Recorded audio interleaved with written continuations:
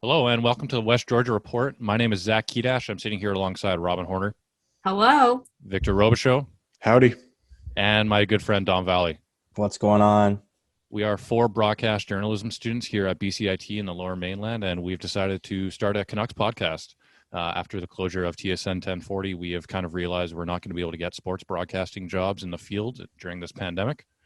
And so we figured we'd just try to make things happen. So here's our Canucks podcast, and let's get straight into it.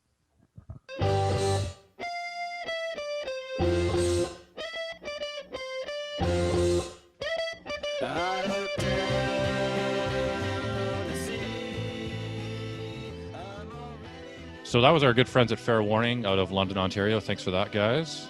So I wanted to start off with a little bit of our backgrounds and a little bit about us, why we're here, sort of hockey fandom, the relationship we have with the Canucks. Robin, why don't you start? You have the best background, so. Yeah, that's that's certainly debatable. But basically, I didn't grow up in a hockey house at all. My dad was a big hockey fan, but I never really grew up with that as a kid.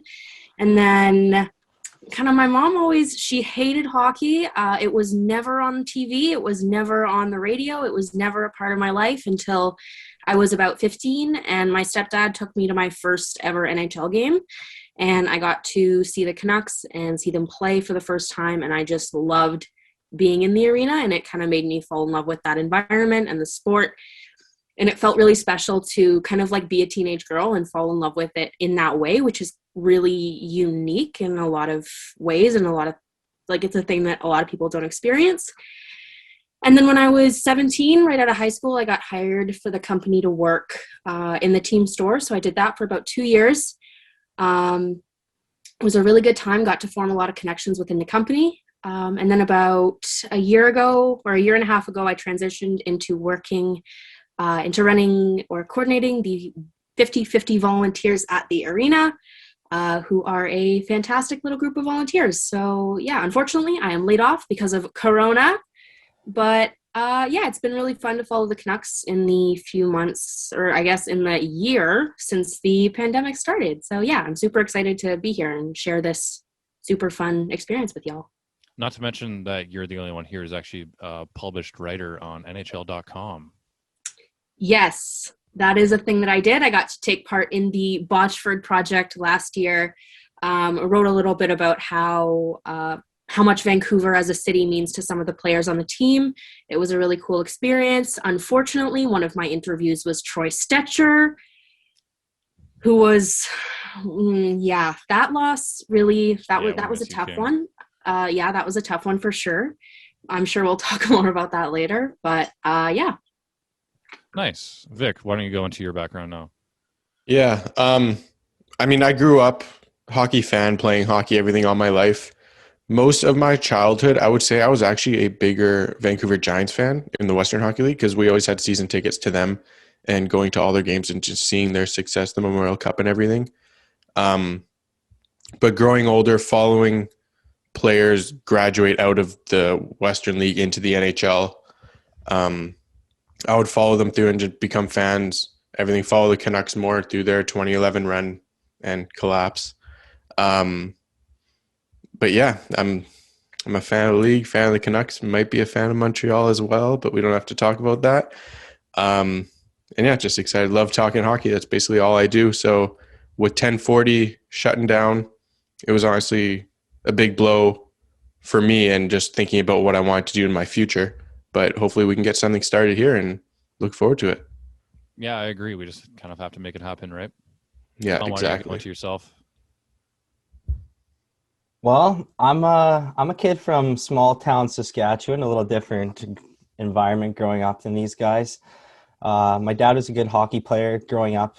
He was playing senior hockey in my little small town, which, if you don't know, is electric in small town Saskatchewan. All the town comes out on a Saturday night for the games. And yeah, so I grew up watching that small town team. Was just always at the rink. Growing up in a small town, the rink's always open to go skate and shoot around. So I just fell in love with the game early.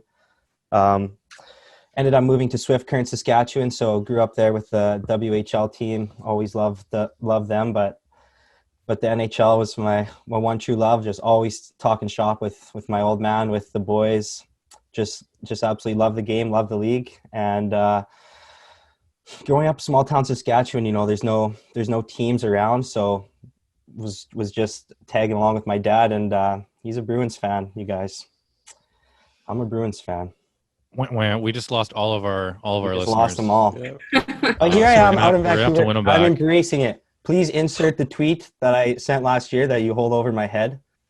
I love watching the Canucks. They're a fun young team to watch. Getting to go to a few games last year. Shout out Robin for hooking up the tickets. Was unreal. Some of their players are so fun to watch. And being here in the city, I just got to embrace it. And I'm a bigger fan of the league anyways. I just love the game. Yeah, definitely had to blackmail you into maybe a few words of support for the Canucks in exchange for a few tickets. I'm not even hiding it anymore. I've been out here for over a year now. It is what it is. Yeah, Dom and I went to the home opener last year in reference to his tweet that we hold over him, and that was the 8-1 victory over the LA Kings, and he put out a pretty heartfelt tweet just talking about how he couldn't help but cheer for these young Canucks and how exciting they were. What can you do?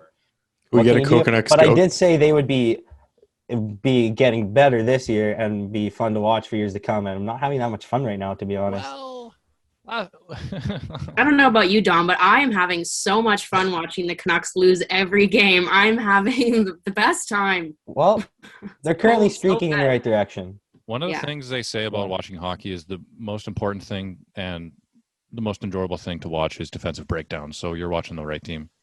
Yeah. I've Okay, always said Zach, that tell as us a well. little bit Okay, about it. yeah, sure. I'll go into myself. My dad was one of those weirdos who would just constantly have TSN or Sportsnet going 24 hours a day on the TV.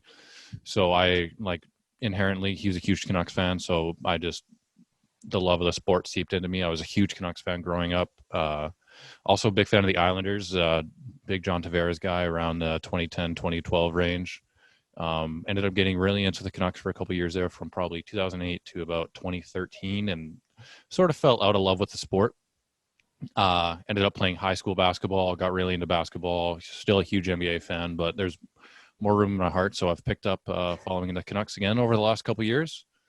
And yeah, looking forward to doing this and talking shop and getting more into the sport and being roasted on Canucks Twitter constantly because I think we're sort of inviting ourselves for that. Canucks Twitter's whack. Canucks Twitter is whack. I will say that Can't wait to get in the entire mud. market needs a little bit more positivity in it and less doomsday sort of vibes. So maybe we can portray that. Maybe I shouldn't insert myself into the market by saying Canucks Twitter's whack. Don't do that, Dom. You're really setting yourself Take up that for back. failure there. Cut that. Canucks Twitter is whack, according to the Bruins fan. I love you, Canucks Twitter. I love Canucks Twitter. Shout out. All right, so let's take a quick break, and we're going to come back with our first section. And we're back. So our first section here, we just wanted to break down sort of how the Canucks are doing so far. Dom, what do you think of the season so far for the Vancouver Canucks? Yeah, it's been tough. I mean, it's building off of last year. I mean, they made so much good progress, but you can't look at last year for me right now because they had lost so many key guys that it's not the same makeup of a team as last year, and they've just kind of struggled to find their identity. I think they haven't really found what kind of game they need to play to win. But for me, the biggest thing, it comes down to goaltending. The goaltending last year was so superb. And right now, I mean, especially in this shortened season, you need two guys on. The teams that are doing the best right now have two good guys. I mean, some of the teams are riding one guy and doing well. Right now, the Canucks have neither guy. I mean, right now they're allowing 3.7 points per game or goals per game. That's so high. I mean, you just they need to get a stop. They're in lots of games that they're just not getting the big stop in, and you can't just win a shootout every night. I think it's wrong to put that on the goaltenders. It's more the defensive lapses and the complete defensive breakdowns, in my opinion. Not to mention the awful penalties. Well, that's for sure a factor, but I mean, when both guys on your team are under the 900 save percentage, it's just you need those stops. But you're right, absolutely, they're putting them in bad positions, and there's a lot of times we're watching and we're like, okay, you couldn't have done anything about that one. Yeah, it's really the entire effort on the back end. Yeah, Robin, what do you think? I think that Nate Schmidt has been absolutely invisible, and I'm super disappointed. And I wish that he was making a bigger effort, I wish he was making a bigger impact on this team, especially when it feels like we have such a limited set of players who are actually really good at playing defensively, and it feels like Nate Schmidt really could have slotted in with them and really added to the skill that already exists on the team. But he just came in, and it kind of just feels like he's been invisible, and I see him every once in a while, and I'm like, oh my gosh, Nate Schmidt is on this team. I forgot about that. Yeah, no, I totally agree with you. It does seem like he's not even out there a lot of time, but honestly, I think he has like the third highest plus minus on the entire team. I think he's posted a zero plus minus. I know Quinn Hughes is at -12. I did. So it is a balance. It seems like he's actually like kind of pulling his weight defensively a little bit more than guys like Edler and Myers, not getting caught in the offensive zone out of position quite as much. Yeah, Edler and Myers have been just absolutely painful to watch. It's like it sucks too when there's two guys that you feel like you should be relying on defensively who are like big, tall vets who I think really should be leading the team and trying to put their best foot forward, and it's not really happening. Well, Myers is leading the team in one statistic. That's penalty minutes. 33 so far in the season in 18 games. Not great for one of the guys who should be in your first PK unit. Mm-hmm. Victor, what do you think of the defensive play so far from the Canucks? I mean, it's easy to pick on the defensive play. That's the clear issue, seemingly. I hate how they've got Hughes playing with Jordy Ben. That's my biggest thing. Ben is a 6'7" guy. Hughes is a 1-2 guy in the depth chart. And I get they don't really have anyone to pair with him, but I would like to see them try maybe throw Nate Schmidt on that off wing. I know they're both left-handed, or on the offside, and see if they can get anything going there, because it just puts Hughes at such a disadvantage. I mean, he's going to win the Masters this year with that negative 12 plus minus. I know plus minus is a great stat. I mean, everyone on the team is, I think, negative, but I would just like to see Hughes paired up better, and then you can see him flourish and use his skill more. Because I think Nate Schmidt plays a lot like Chris Tanev did last year, where you're not going to notice him offensively every night, but he's going to be sound and defensive, almost like what we wanted with Myers, which is obviously not happening. With Tyler Myers is the most noticeable guy on the ice every time he steps on. Yeah, Hughes with Ben just kind of feels like they're forcing it just because they are so different. So they just feel like, oh, Hughes is going to take his chances, and if we have Ben here, he's just going to back him up, and we'll have that stability. But, I mean, you can't force that just because they're opposites. I mean, yeah, the opposite of Hamannik is supposed to return within the next couple of days. I know he was skating with the team before the game on Friday. So we'll see if his return can balance that out. What did you guys think about that pairing for the first 5 games of the season before Hamannik went down? Totally forgot it existed. You could have said Travis Hamannik. I said who? I don't know. It's been a long time. Yeah, it has been a long time. Time is a construct, after all. Yeah. Thanks for reminding us. They weren't very good. I won't deny you that. No, I just want to see him with Schmidt. A lot of the same mistakes that Hughes has been making and jumping up in the play, and then we were caught with no defenders in the back at all. So yeah, one positive I will say about the defense, I think Olli Juolevi has been pretty good for what he is coming into the season and seeing his first time. I think he's a hell of a lot better than Jalen Chatfield. I didn't not like seeing him. Yeah, I take out of the lineup. Juolevi's the team leader in plus minus too. So there you go. Beautiful. Only 10 games played, so he hasn't had as many chances for minuses. Very true. Yeah. But yeah, he's looked pretty good. Like he's not that big of a guy, but he throws his body around. He plays hard. Mm-hmm. Yeah, I could see him taken after Edler in that sort of similar style. I mean, Edler has sort of lost his groove recently, as has most players, the veteran guys on the team. But I think Oli could definitely turn into something. He keeps improving. So if we go back to the topic of Tanev and Hughes last year, was Tanev sort of the ideal partner for Hughes? I think he would be. I mean, because theoretically you do want the guy like Hughes who is always going to jump up and try to make the play, and he might get burned a couple times, sure, but you have that stability back there in what was Tanev. And this year, I mean, you can try to have it in Ben, but I mean, It's Jordy Ben. yeah, It's just not the Canucks. same player. That's too much for a guy like that. it's just not the same. So that's why I do want to see him with Nate Schmidt, because I think that would be a lot better. And then we'll see what happens if he can build a little bit more chemistry with Hamonic when he comes back. Because Hamonic, I could see as that guy, but I think for me, Nate Schmidt is ideal for what this team has right now. So your idea is bump Schmidt up to the first pairing. So we have a Myers, Edler, Hughes, Schmidt, and then Levy, Hamonic in the back. I mean, I might push Myers down, really. Throw Hamonic, Edler, Hamonic. I mean, I'm not sure about their handedness right now. Is Hamonic right-handed? I don't know. I know that matters more than it probably should, but yeah, the coach will want to keep it left and right. Yeah, I don't mind the idea of having Myers, Levy as the bottom pairing. That's what they're slated as right now. That's what they practice at, or they will be tonight as of right now. Okay. Could be interesting to see anyways.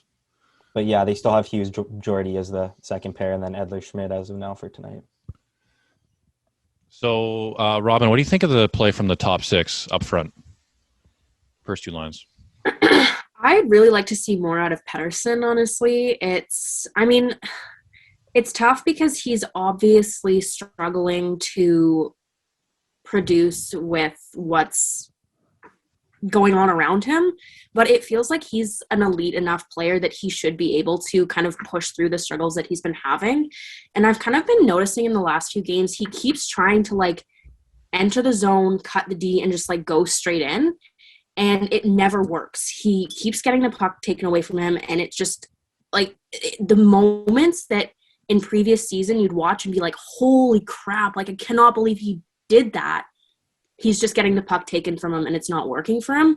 So I think, it's disappointing for sure to see him not doing as much as I think he could. But I don't think that it's necessarily a long-term issue right now. Yeah. What do you think could be causing it? Maybe a distrust of his line mates? I know JT hasn't seemed like himself at all this year. He had a nice little streak there against the Senators, put up a bunch of points, but I don't see the same vigor in his play. I think it's definitely also about, just like Dom was talking about at the start, just losing the players over the kind of like over the summer and in September was a big loss for the team. Obviously, like Pettersson wanted to play with Toffoli, and it's really shitty to be a Canucks fan and see Pettersson not putting up as many points as he could, and also hearing him say like, oh, I wanted to play with Toffoli and we lost Toffoli. Like that really sucks. And I wish that we could have done that for Pettersson so that he could have been having a more fun and a better season. Yeah, I have to agree. Victor, Dom, anything to chip in? I'll jump in on JT Miller. I know a lot of people, like obviously what we saw last year was the best season of Miller's career, going back to Tampa and the Rangers. But how do we know that this isn't JT Miller and last year was the odd one out instead of the other way around? So you think that last year because of the trade, he had a little bit more hunger to prove himself? I don't want to think that, but I feel like it's not being talked about enough. And yeah, fair enough. Possible. It was just 1 year. It was a sick year, but I feel like he's still. It's not like he's not putting in the effort right now, and he's not doing he's still doing the little things that make him kind of who he is, and in terms of his two-way game and laying the body and getting shots. So I feel Don't say little things. That's reserved for Louis. Come on, little things. Oh, sorry. Watch Louis back. Louis back, by the way. He got an assist. Louis back on the empty netter, of course. For me, in terms of the top six, I don't think they're riding them enough. I don't think they're I think they can demand more out of their top guys.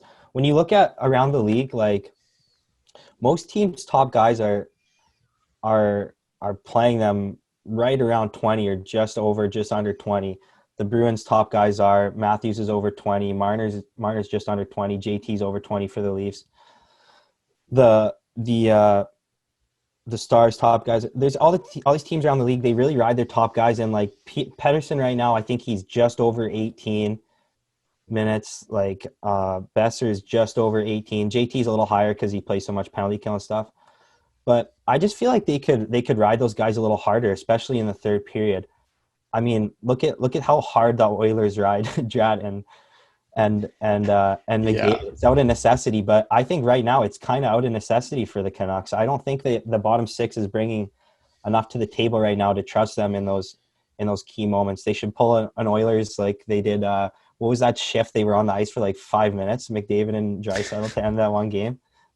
Just keep them out there for the whole period. Yeah, I agree. And I think in the top six for the Canucks, the second line, I think Höglander has been probably the team's best player this year. Yeah, for sure. Showing like the heart he shows every shift.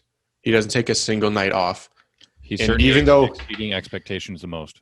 Yeah, he doesn't have necessarily the points to show. He's only got 7 points in 18 games, but you notice him every time he's out on the ice, and just seeing the little things that he does.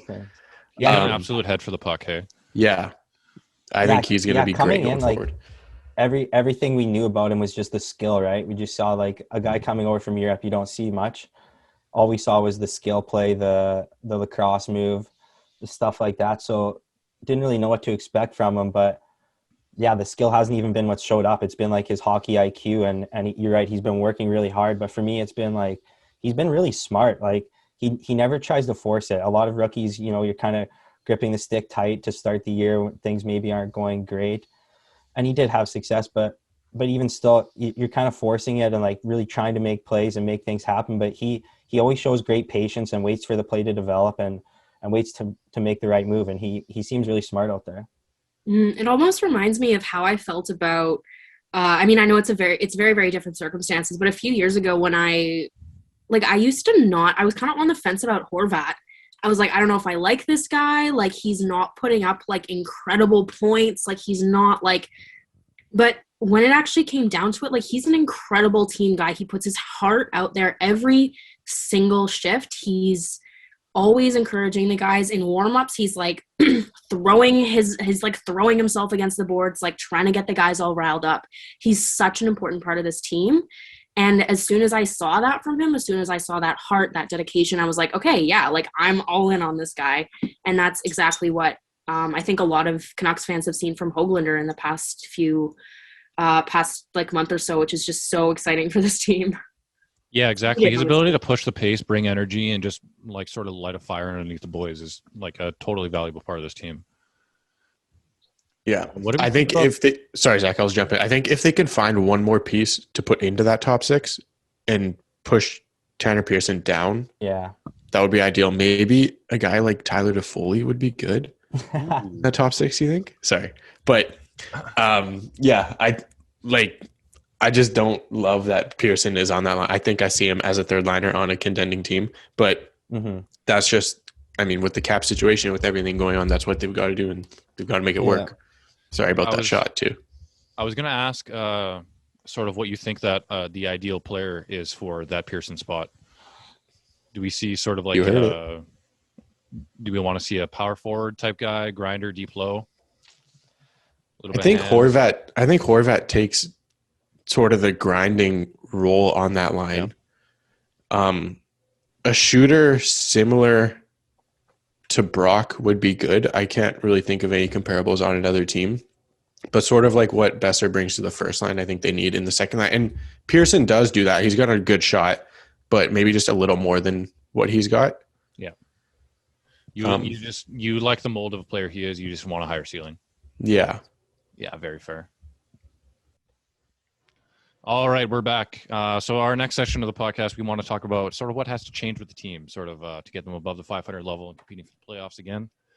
One thing I wanted to bring up is that the Francisco Aquilini tweets from before Friday's game against the Flames, where he essentially said that Green and Benning, their jobs are all safe. He's not going to try to focus on trading anyone. Victor, what do you think about just kind of holding tight and sticking with the program? I mean, I agree with Green for sure. I don't think you can really judge his performance off of what I don't know if I would say that, but I think Green is still a good coach in this league, and I think that he can get the most out of this team. I am torn on if I think that Benning should go or not, because I mean, you do see he's built what is a good base for a team. It's just looking at how they can take the next step.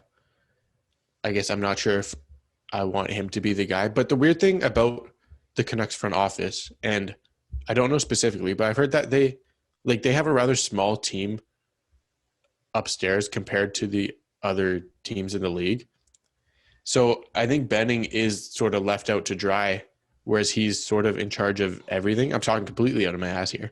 But I think if they had more guys sort of help out up there, that would be good. So you say it's Benning's fault, and it's Benning's fault because he hasn't hired more people to help out?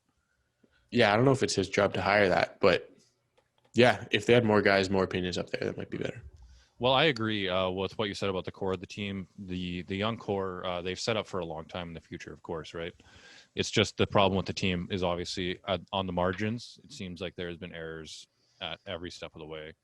So like the fourth line guys being overpaid, Brandon Sutter making $4.3 million, Jay Beagle making $3 million, Roussel making $3 million, and then obviously a complete waste of cap in Louis.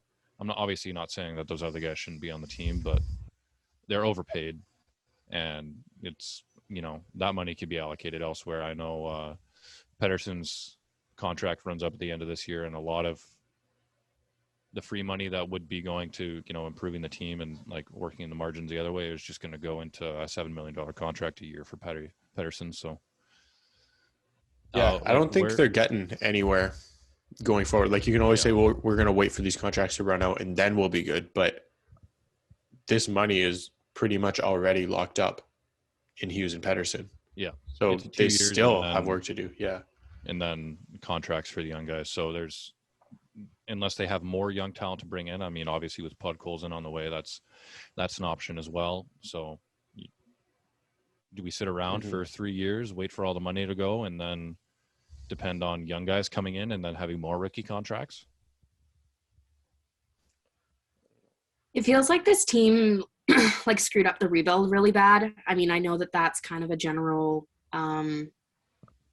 feeling. It just feels like they tried to fast track the rebuild and not actually tear everything down and build it back up, and just kind of like half tear it down and half put it back up, and now it's just not working at all. We have this like really weird combination of guys who are too old and guys that are like too young and don't know what the fuck they're doing. And I don't know where I was going with that, but yeah, sucks right now. Yeah, no, I agree. The team is not on the same timeline. I think that's what you're trying to say. Yeah. Yeah, it feels like we're kind of all over the place. Like half of the team is ready to contend for the Stanley Cup and half of the team is won the Stanley Cup 10 years ago and needs to retire. Look at that possibly be vote.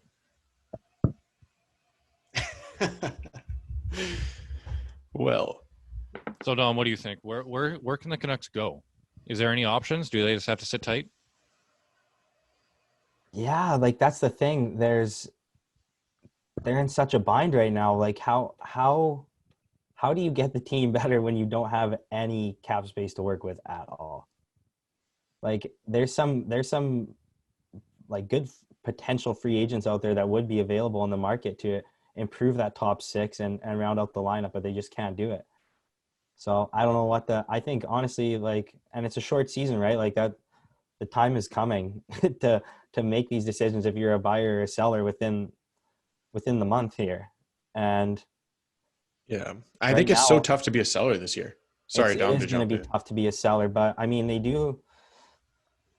if they end up being a seller, I mean, I think you have to try and move Roussel. You have to try and move Beagle. I mean, there's a couple little things there that can free up a little space. Those are depth character guys that you usually see teams that are making a run try and add a guy like that to their bottom six. So there's some options there if that's the way they end up going. But in terms of improving the team right now, you just have to do it from within. And we're still relatively early. They still might find who they are as a team, but they haven't found it right now, and it needs to happen internally. And I think I do think Green. I agree, Vic. I think Green is a guy that can get the best out of his guys and can turn the ship around. I don't think he's been at fault at all, but at the same time, you do see good coaches get fired sometimes. So I mean, nothing's out of the possibility. I think another thing that's hampered this team is their schedule to start the season. I know they have like 4 or 5 more games played than the Flames so far, and you can see it's one of the areas that's impacted is their practice time. And I think a lot of the defensive lapses have probably stemmed from that, with a lack of a training camp, short off season. Coming into this team, there's new elements on the defensive end. You have a guy like Nate Schmidt coming in, Travis Hamonic from like had virtually no time at all to play with the team before he was thrust into those 5 games. So I think a lot of it has just a lack of practice time and like actually being able to coordinate our 60 men onto the same effort and sort of having a steady game plan and like really being able to hash over that. But obviously, It's still not an excuse. Teams losing hockey games because of their defensive play. And if they do see themselves out of it, I mean, I think it's got to be in the next few weeks that you got to make your decision. But do you think a team is going to make a trade for, I mean, I don't even know who's tradable on the roster, but say Beagle or even Hamonic, who's on a low salary contract. Do you think they're going to wait 2 weeks, give up whatever it is they give up for that? I think if teams are going to make a trade, it's going to be a splash like the Line A deal where they're really getting something in return. I don't think they're going to take the time, take something out of their roster for 2 weeks of essentially you're playing shorthanded for 2 weeks for a small upgrade. Yeah, I do think those chats have already kind of begun. And a couple names were missing too that were brought up in trade talks last week by some of the big dogs like TSN and Sportsnet were reporting that teams have been asking about Gaudette and about Virtanen as well. It sounded like the Bruins were asking about Virtanen as well as a couple other teams. You can have them. I think those Take them. Young guys with upside. I actually don't know what I would think about that. I think he's played his last game. But yeah, I think those conversations have started for sure. Fill the tea, Victor. Why has he played his last game? I just don't see his value to the team right now. And yeah, I mean, he'll probably play tonight, and I'll be wrong. But I just don't. I don't know. I just think he's like so in need of a fresh start, and I don't know if he can make anything of it. But I think the Canucks have got to be done with him, and I don't think you can get anything in return, really. Yeah. As of right now, it's that unbelievable stud fourth line lined up again for tonight with Eriksson and Jay Beagle. He needs to get out of Vancouver. Like he just needs to get out of this place. I feel like obviously he's from here. He spends a lot of time in Abbotsford in Vancouver. And I like Victor said, he really needs a fresh start. Like I really think that he just has the potential to be so good, and he's getting distracted by too many things here. And a fresh What are those things? Multiple things. I will say this. Girl that I know once said to me, we can edit this out if we need to. I know more girls who have slept with Jake Virtanen than girls who haven't slept with Jake Virtanen. I don't know. I don't think that's even possible. Was a thing that a girl said to me a few years ago. So I think he really needs a fresh start. Because I think he has a lot of enemies around Vancouver. No, you're right though, Robin. Like that's a lot of pressure too to try and play for the team that you grew up rooting for and stuff, and to be kind of a higher draft pick and to not perform. I think you're right. I think a fresh start would be really good for him. Yeah, I can only imagine the sort of mental pressure that he's under. I will not comment on those. Yeah, no, it's kind of like the Wilt Chamberlain story, hey? Yeah. Jake Virtanen, Wilt Chamberlain. Two of the same guys. Yeah. Two peas from the same pod.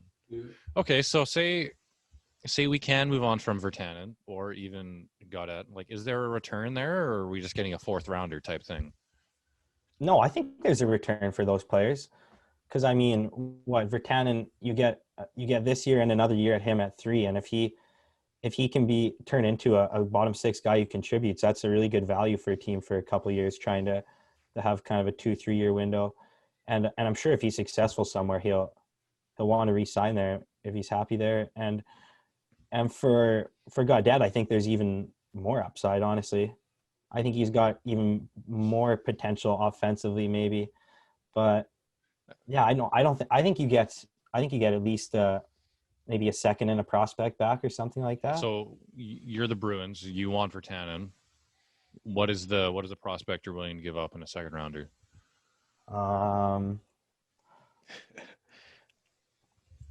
Let's dive deep into the Bruins here. Yeah. Like, Are you even a anybody's Bruins gonna fan? know You don't have this straight off the top of your head? Honestly, I don't know, dude. A second and a prospect, maybe that's a little much. That's yeah, high. see, that's what I'm saying. It's That's a little high. bit That's much. high. That's high. A second or a prospect. How about? Yes. Okay. Both I'd be comfortable with. I agree. I think moving on from Virtanen is probably the right play. Seems like he's never Yeah. really been able to get his head screwed on right in this city. Obviously, there's probably a lot of elements to that. I don't want to get too much into his promiscuity, but I know he is an absolute legend at Roxy Sundays. So shout out to Jake for that. He'll always be a That's all legend. that matters. I mean, I love that for him. Like he's having a good time. He's a guy from BC. Like, honestly, I think when none of us have ever experienced what it's like to make, obviously none of us have ever experienced what it's like to make the NHL and suddenly be making hundreds of thousands of dollars. If you're, he's made his choices, and Yeah, it's easy to love that critique for a guy, him. but I can't say I'd be too prone to not do exactly what he's done. Very true. I'd be dead or in jail already. I got nothing to add. Yeah, no, I like that. We're gonna cut to a quick break, and we'll come back. We're gonna have the spice rack. A spice I rack. hate that. Is there a better name? Can we call it something else? I don't want to do something boring like the hot take corner or some shit. The Like, spice rack. Sponsored by. All right, I'm cooking something up on the spice rack here. What should I say about the spice rack? all right, we're back. This is the spice rack. This is our hot take corner. This is the spiciest takes only. I know, Dom. We told you to keep one in your back pocket. We've been sitting on this for days. What do you have for us? I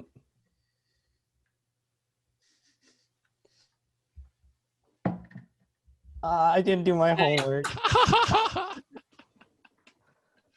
That's staying in, Dahmer. Let's try that again. I don't have a spicy take. Do you have one? No, I was counting on you. I'm just the moderator. You did say you were the spicy take guy. I forgot to come up with a spicy take. Damn. I'll go with my take. Okay. How spicy is it? I don't know. Is it about the Canucks or just from around the league? Yeah. It's about the Canucks. I think kind of said it earlier, but is JT Miller not who we thought he was? I don't know. That seems Are who we thought like they it were, was. and we let him off the hook. Yeah. Maybe he is that, not the 70, 75 point guy, and maybe more of a 55, 60, which is good, but maybe you can't rely on him to lead your team like that. So you're saying we should put him on the third line? Not on this team, no. No. He is still one of the best forwards. Yeah, no, I don't have any room to disagree with you. Like we said earlier, it's entirely possible. I would like to see the same JT come back that we had last year, but honestly, it seems like his feet have been slow and his heart hasn't been in the game quite as much. And I don't know if he's had COVID or if there's something going on in his personal life that would cause that, but it just seems like he isn't the same motivated, like grinding player that we saw last year and in the bubble. Like it seemed like every night last year he was one of the guys who stepped on the ice and wanted it the most, and it just doesn't seem like that's Yeah, but I mean, his mentals. Like, the team was succeeding last year. That's the thing. Like, it's tough to, like, last year in the bubble, the team was succeeding and there was this general motivation and this general, like, level of excitedness for the future and for what's to come. But this year, things are just not looking great. And so I think he is feeling the same emotions that a lot of Canucks fans are feeling, like feeling dejected and feeling unmotivated and feeling not hopeful about the future. And it's fair for him to feel like that. But he's also one of the best players on the team and he can actively change that. So it's not fair to just like give up and start letting guys score easy goals on Holtby, because that's just not, like, you can't do that on a team. That's just disrespectful to the people that you're playing on the team with. And it was really disappointing to see him do that and kind of leave Holtby out to dry there. But yeah, I think he's kind of just got to recalibrate a little bit. Take care of your mentals, kids. Okay, I'm gonna pitch in here. Speaking of Holtby, signing Holtby was a mistake. That money would have been better spent elsewhere. Yep. I think Who's the backup? Michael DiPietro would have been a perfect backup for Thatcher Demko. Go for Not a yet. nice young goalie core. Not yet. And just let it build. Well, what do you do anyways? You start DiPietro like 6 times a year. In the shortened season, there's 56 games. You get 50 starts for Demko. But I think 6 is literally too many. I was sitting in the 5th row behind the net, DiPietro's first game, and seeing him get absolutely pummeled was one of the worst experiences of my life, and I do not want that to happen to that poor kid again. Yeah. I hope that didn't ruin him. I hope he's okay. He's back. He's doing all right. We know there's a long history of the DiPietro name being successful in the NHL, so. I think. Oh yeah. I think that, yeah, looking back, that was the wrong. It hasn't worked out, obviously. Shout out.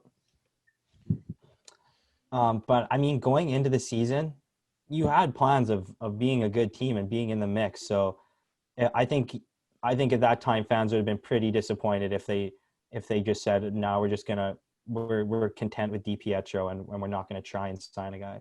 Yeah, So I think they would have had to sign someone. I don't remember exactly what other goalies were free agents last year. I mean, there's a lot of guys who are just kind of like middle of the road, like kind of low 30s, kind of had their chance as a starter and just kind of a permanent backup now.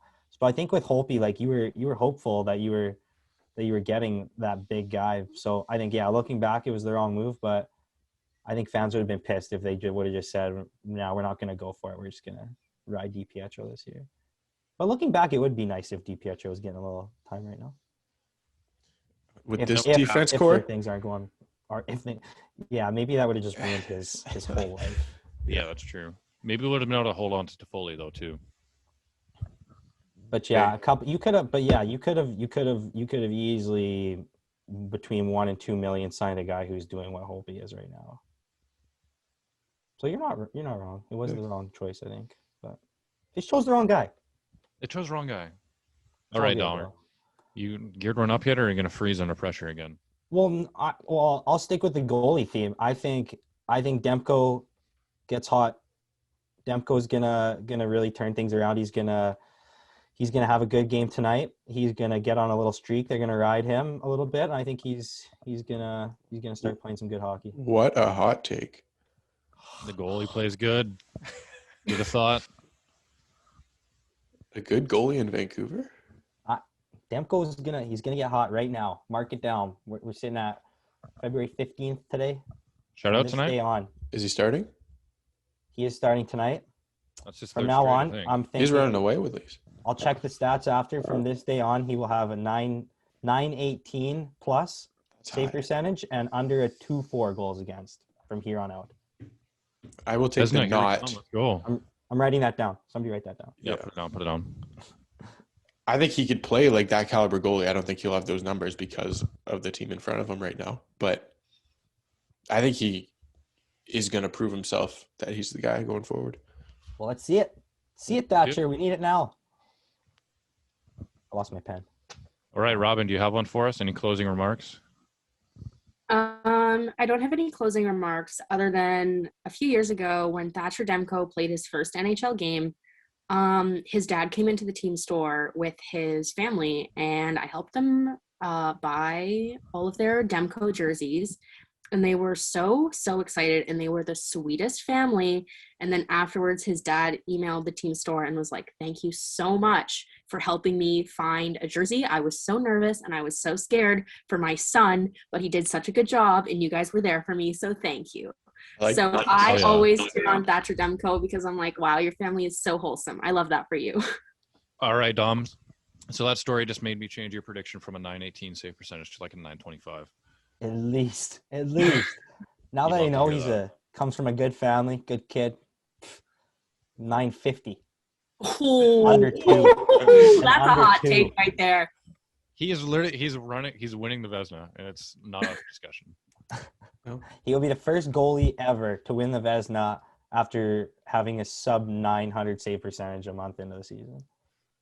Probably not, but maybe. Maybe. Yeah, good Who time. knows? Yeah. I do like the Here idea first. of Robin throwing that story. Yeah. She should end the episode with one of those every time. Yeah, no. Story corner with Robin. Got lots of stories. The spice rack with Dom and the story corner with Robin. Stories, All right, folks. tales. Thanks for listening very much. This has been the first ever episode of the West Georgia Report. Bear with us. We will get better. I know there was a couple moments in this episode that weren't too great, but I think we're pretty proud of the product we put forth, and we look forward to doing more of these. Probably try to get on a schedule, do 1 or 2 a week. So, Yeah. anyways, here's the end of Awful Strange by Fair Warning.